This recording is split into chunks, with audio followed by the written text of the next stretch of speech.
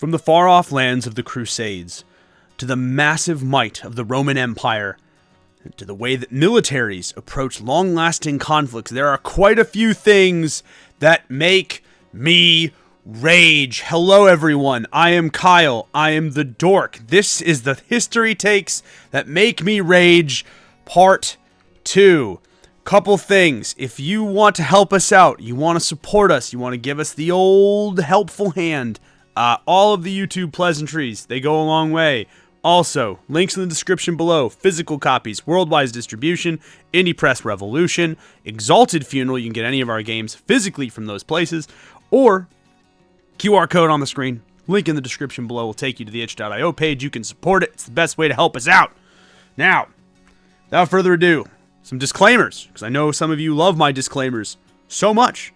For those of you who don't know, I was trained as a medievalist, and usually these videos are well thought out, kind, and mostly well-intentioned attempts to get you to consider adding some historical things to your role-playing games. However, you all loved the first time that I did this, and I talked about the takes that make me rage. So, usually, I am very positive. These are usually much more succinctly edited and scripted and laid out. If you are here for positive uplifting, Kyle, not the video for you, my friends. Not at all. We're going to come in hot. I'm going to tell a lot of things about why I think about certain things, and it's going to be unkind into some folks who, frankly speaking, probably deserve it a little bit. So, with that out of the way, this is your chance. If you want good vibes, this is not the video. I'm telling you right now, it's not. All right, cool. They're gone? Gone. Good. All right, so the Crusades were all about religion. This is one of the dumbest takes I've ever heard in my entire life, and it's one that comes from a certain level of historian or armchair historian or enthusiast. I'm looking squarely at the people who played medieval Total War and then never bothered to actually read or look into the primary sources after that fact. And this is one of the things that comes up so much. It came up in the low fantasy video, came up when we talked about knights, and I was like, I don't understand how this many people can be this wrong for so long. So here's the issue, right? On an individual level, religion is a thing that does matter in the Crusades, right?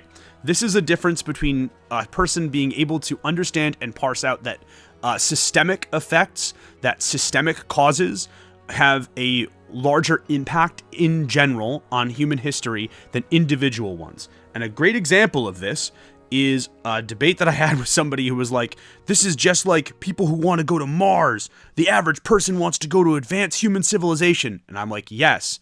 And the average person can't afford the rocket ship to get them there.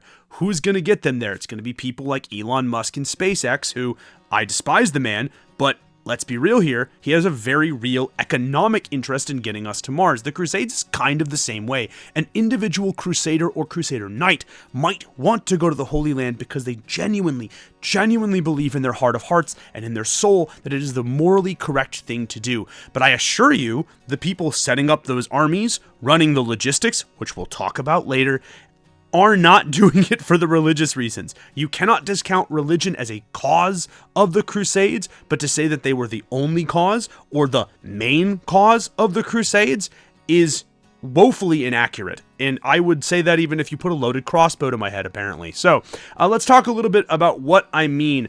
I just wanted to include these because these look kind of cool. So again, we talked about this. Religion was a part of the Crusades. We can't divorce religion from the Crusades at all. However, it is not the biggest part. I would argue that economic and political factors were much greater and more important considerations. Let's talk about a couple crusades that happened during the crusading period that starts in 1095 during the First Crusade and ends after the Fourth. The Albigensian Crusade is something that I have mentioned several times in the channel. It is where the county of Toulouse, which had the Cathars, which is a very famous sect, or essentially a heretical sect of the Catholic Church, was essentially invaded and stamped out. This was, and still remains, a pretty widely understood excuse by the French crown to lay waste to the county of Toulouse. Why would they want to lay waste to their own people? Because, as we have talked about many times in the channel, the Ile-de-France, which is the section around the city of Paris, remains the seat of the French nobility and the French royalty, the French crown, right?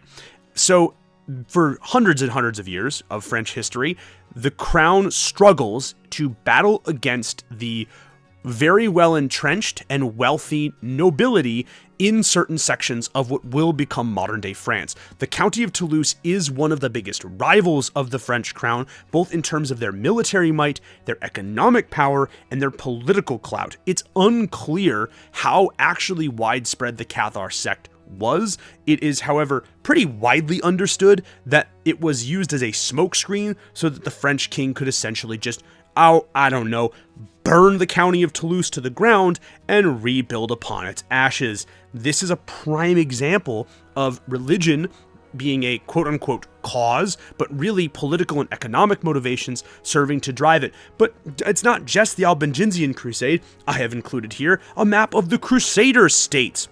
Now, this is another minor historical gripe that brings up sometimes. People are always like, it's just the second sons that go to battle. No, that's not true. It's pretty much anybody who has, again, an economic or political motivation in order to do so. And let's think about this for a second. Imagine you're not a second son. Imagine for a moment you are the son of a noble, but the noble does not have quite as much land, quite as many resources or opportunities as the other members of the nobility. At the time of the First Crusade going all the way to the Fourth, it's getting more and more difficult for you to declare war on your neighbors and take their stuff. However, nobody in medieval Europe is going to bat an eye if you actually just go take the same stuff halfway across the world from a Muslim. It's going to happen. These areas are the Crusader states, and essentially what happens is as the Crusades occur, parts of the army just break off and decide they're like, kind of like it here. Kind of wish I was a king in my own tiny place. And they essentially do just get to live like minor lords. By the way, I don't know why there's the word assassins there near the county of Tripoli. This was the best quality map that I could find on short notice. And frankly speaking, I don't really care if it's a good quality map. We're talking about me raging. But, the assassins don't have their own actual territory. I do want to point that out. But again, important things to think about here, folks, right? You can carve out your own kingdom. Think about that. Your own kingdom in a section of the Mediterranean. The Mediterranean, the thing that helps drive trade from the time of the Roman Empire till now still, by the way, right? The Principality of Antioch, the County of Tripoli, all of these places are Crusader states, and they make a metric shit ton of money for the Crusaders that run them. Again, there's an economic motivation to go on crusade. There's a political motivation. There is power, land, and wealth to be gained. And yeah, you can use Jesus to justify it. It's kind of what they did. And if you don't believe me, let's talk about one of my favorite characters in the Crusade. Shameless self-plug for a friend of mine. I actually went on a podcast with my good pal Carl Makes Things, and we talked about this guy. This is Enrico Dandolo. Enrico Dandolo is the Kobe Bryant of hating Constantinople. This man is a man of focus, determination, and sheer freaking will. He's 90 years old at the time of the Fourth Crusade, and he uses the opportunity of the Fourth Crusade to do one thing and one thing only, and that is to burn Constantinople. I just butchered the pronunciation of that, but to burn Constantinople to the freaking ground. Again, Constantinople, at this point, largest, most prosperous, and arguably one of, if not the, most important city in Christendom. Not a Muslim territory, not a Muslim holding. No. Enrico Dandolo just kind of freaking hates them, and there's a lot of reasons for that, right? Politically, they have been using Venice as a kind of errand boy in the region for several hundred years at this point. And Enrico Dandolo, obviously not several hundred years old, has still managed to grow up in a culture that sort of fears and resents Constantinople's influence.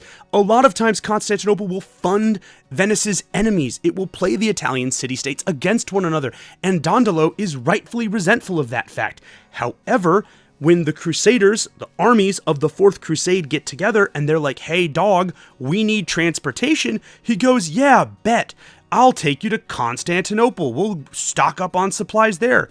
They don't. What happens is Enrico Dandolo essentially strong arms, bribes, starves, and deprives these people of essentially everything, and then strands them along with himself, by the way. This dude goes to Constantinople to make sure the job's not finished, which is some Kobe Bryant shit if I've ever heard or seen of it.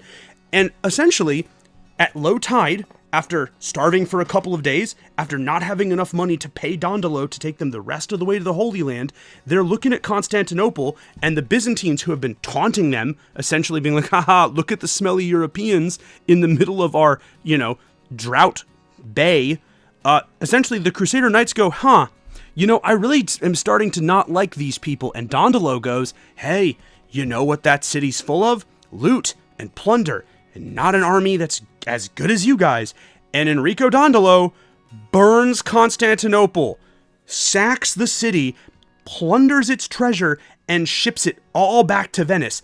And then, in true Black Mamba fashion, the dude spends the remainder of his life essentially bribing and cajoling mercenary Crusader forces up and down Constantinople's holdings, burning them to the ground and looting them. Again, not a Muslim territory, not in the Holy Land.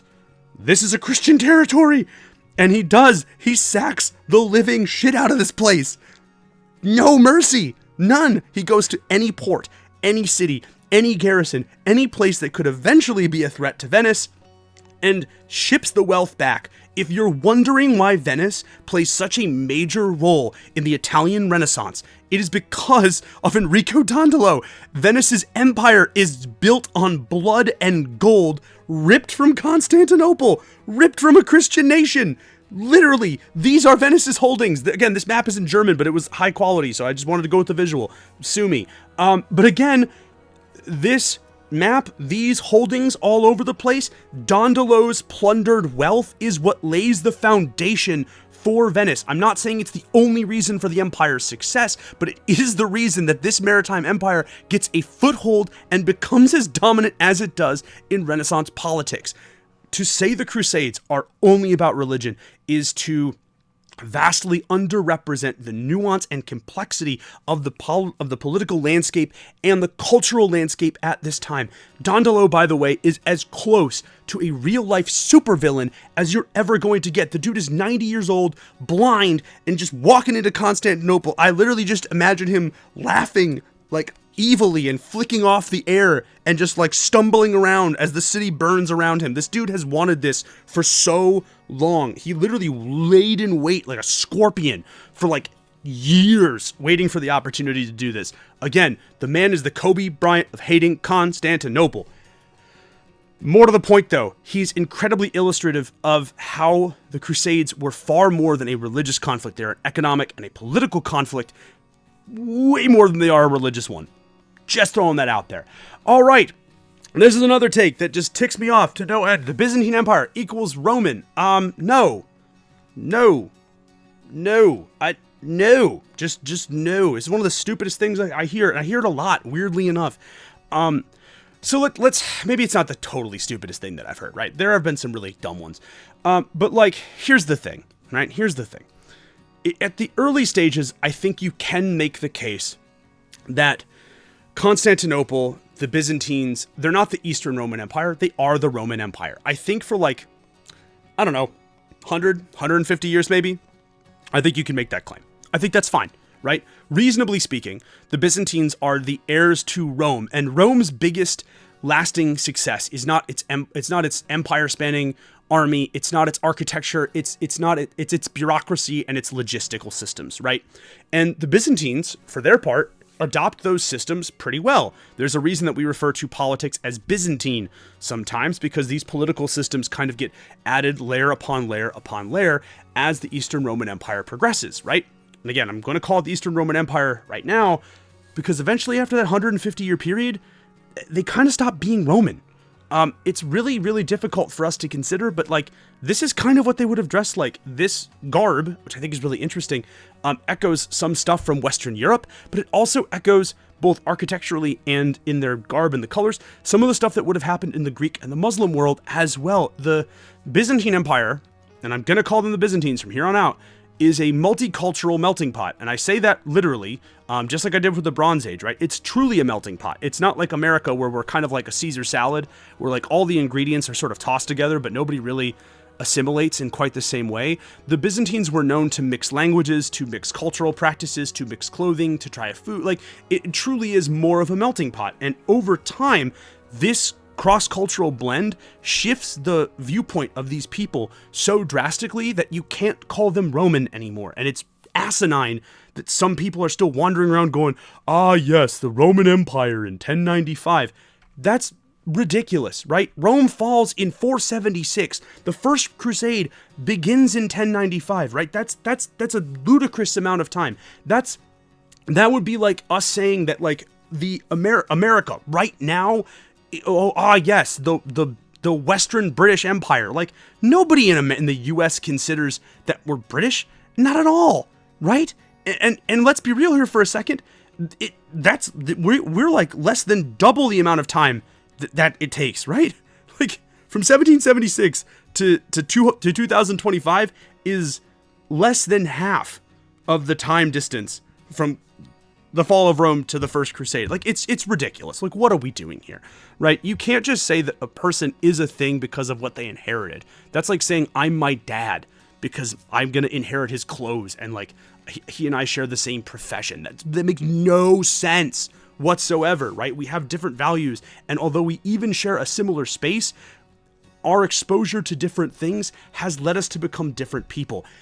Again, I think this is just like a weird sticking point, a hill to die on for people who, like, have a weird hard-on for Rome. And, like, let's be real here for a second.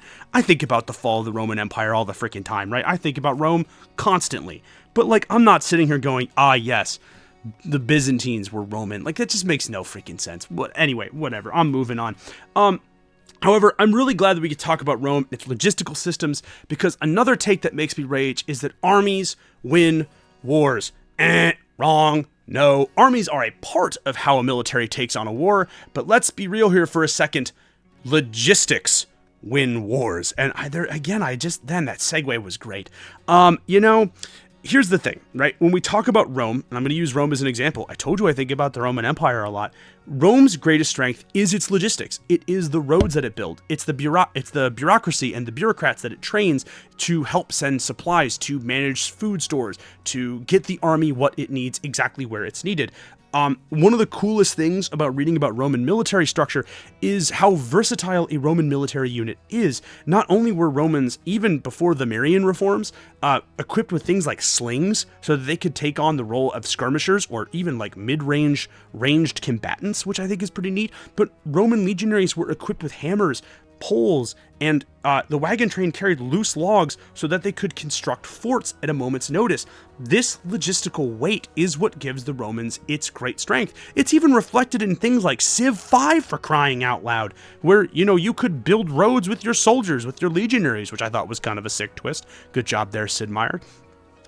But again, like, this happens in the historical records. One of my favorite stories is the story of Caesar's battle against Vercingetorix, where an account from within the fortress that Vercingetorix is in, he's like, ah, yes, I am besieged by the Romans, but I will wait, because soon my allies will come. Caesar just goes, well, I'm going to build a wall in front to deal with Vercingetorix. And so he builds a wall around Vercingetorix's fortress. And then Caesar's like, I bet he's got reinforcements coming. So he builds a second wall.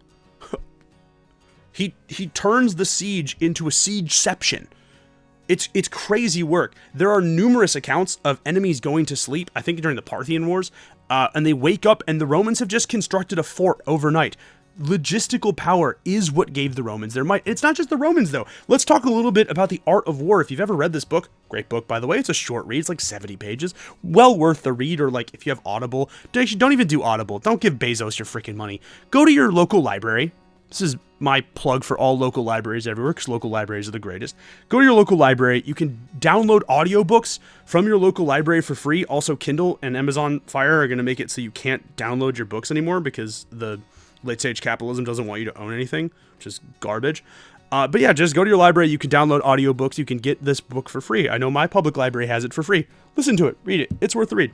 In any case, despite the fact that Sun Tzu is a masterful tactician, a great warrior, a consummate general, a lot of The Art of War is just talking about logistics. Raid your enemy's supply train when you can. Horses need a lot of food. foraging is great for smaller forces, but the more your army increases in size, the less foraging becomes a reasonable option. You can choose to give up what looks like advantageous things to somebody as long as your logistics does not suffer as a result. Like, all of these are like really important things to consider when we're talking about war. And Sun Tzu, obviously not Roman, not even a contemporary of Romans, whether we're talking about Marius or Julius Caesar or Scipio Africanus, but like he still is echoing the same stuff. And you know what? It happens even here in the U.S. in modern military history. When I was studying the Civil War, one of the funniest things that I actually read was not a common Confederate war cry, but there was one of the Confederate war cries was, "Charge! They've got cheese in their sacks." They were like, the Union has food. We haven't had that in a while. Like, logistics win wars. An army marches on its stomach, and being able to understand both transportation, the dissemination of supplies, and information, all of these things go into logistics. So you can have the best army in the world, but if you have a great army and subpar logistics versus somebody with a great logistics and a subpar army, the logistics people are going to win pretty much every time, historically. That's just what happens, right? Saying that a better army wins and totally discounting logistics is not just one of the dumbest things you could do, like, just to say, but it's also one of the dumbest things you can think if you're a tactician. Again, if you play medieval Total War, or if you love the Total War series like I do, roads, baby, or ports, I guess, depending on the system that you're playing. And last but certainly not least, I want to talk about this for a second. This is the thing that I think ticks me off the most. We hate your disclaimer. If you watch our quote-unquote real videos, right? Not these. This is not me doing the research that I do, or giving you sources or suggestions or tools. This is like something that I know you guys like, but this isn't real for me. But when I'm presenting a real video, I always talk about, one, I'm not a practicing medievalist, right? That's an important distinction. I say that every time because I have a medieval history degree. I argued my thesis. I was awarded it. I graduated with honors. All of that happened. I probably could have gone on to be a medievalist if I wanted to. I chose not to. But it's important for you all to know that I'm not practicing it. I think that's just good scholarship, right? Because you should know that's a thing. I think it's important that I talk about that in the beginning, especially now when we're starting to deal with a lack of trust in media. I think it's important, right? That's important for me. But the thing that people in the comments constantly rail about, more than the safety tools, but that's always the same people who sort of bitch about those things. The people in the comments like, you're apologizing for yourself, or stop saying Eurocentric, or no, right? Here's the thing. There's no real way to slice this, so I'm just going to rip that Band-Aid off for you all. Like, history, at least as we in the Western world understand it, has been Eurocentric for so long. Because, as the common adage goes, history is written by the victors. And that means that entire swaths of cultural history, countries, events, world events, have either been glossed over, hidden, or had their records destroyed. This is particularly true when we're talking about minorities, when we're talking about people of color, we're talking about women. This is especially true if the person doing the recording of said stuff has a vested interest in misrepresenting those people. I talked about this a lot when I talked about Mansa Musa the first time we did this video, and there's like a whole school of thought that's like, yes, Mansa Musa, the small local lord. And it's like, no, this is part of a much larger trend to try to discredit somebody who, isn't European, right? Somebody who had massive, critically important achievements to a whole continent, but we have to discredit him because that furthers our ends, right? I bring up that those cultures, those time periods are worth interacting with every single time because the truth is they are. I wish that I had the training to present information to you from, places like the Middle East or, oh my God, India. I took one or two courses about India from a fantastic professor from India, and like it opened my eyes to a whole wealth of knowledge and literary criticism and history that I had no access to. And as eye-opening as that perspective is, I feel like I would be doing you a disservice, me a disservice, everybody a disservice if I attempt to represent it like I'm an expert, right? I'm not. But you should know why I'm leaving those things out, right? History only gets better if we acknowledge that for a lot of it, we've kind of been sucking at it. You know what I mean? The goal of history should be, ultimately, to present a well-rounded and complete picture of human achievement and development over time. And that includes the people we don't like. Whether that's because we don't like them because they stand in the way of our imperialist interests, or they're actually bad people, right?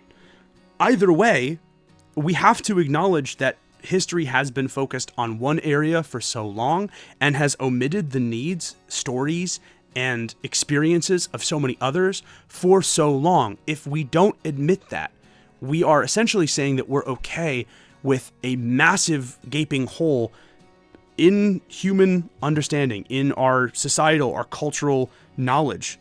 We're missing out on nuance and all kinds of incredible things. So the disclaimer is never going anywhere. I hope you all know that. If you don't like it, suck it up, I guess. I don't know what else to tell you, because I genuinely think it's important that you understand why I don't talk about that stuff, why I don't want to misrepresent those cultures. And it's important that I acknowledge that there is a flaw within Western history and within Western historical study. It's just true. Again, it's a no more thing too. This doesn't invalidate all the cool stuff that happens in Europe, by the way. Right? These two things are not mutually exclusive. Amazing stuff can happen in Africa and India and the Middle East, and amazing stuff can happen in Europe. They can have great, incredible heroes and warriors and myths, legends, and achievements, and we can also have those things, right? These two things are not mutually exclusive. This is not a zero-sum game. At least I don't think so, and I obviously I was trained as a Eurocentric medievalist. So, yeah, they're never going anywhere. And if you are one of those people who is made uncomfortable by that disclaimer, I genuinely would take a second and think maybe why you're made uncomfortable by that disclaimer. Why me drawing attention to the fact that those time periods, those cultures, those places deserve nuance and respect. Why me saying that would frustrate you? I'm not saying this is all of you. I'm just saying that I've had enough people in the comments now that it is ticking me off. And I want to talk about it, right? The disclaimer's not going anywhere. Genuinely, though, consider why me saying that would make you uncomfortable, because I think that speaks to something that maybe you might want to address. Just my 2 cents as some random dude on the internet. And with that is the history takes that make me rage part 2. Was gonna throw the QR code up, but you know what? Screw it. We're shooting from the hip today. So if you made it this far, thank you all so much for watching. I really do appreciate it. Yeah, thank you so much. YouTube pleasantries, I guess. If you want to do those things, buy a game. If you do, tell me why I'm wrong in the comments. Usually somebody will. Some dude was like, yeah, Mansa Musa still sucks in the last one. I was like, you can't even just engage those people sometimes, man. In any case, y'all are awesome. And I'm Kyle out for Desks and Dorks, and I'll see you in the next one. Peace.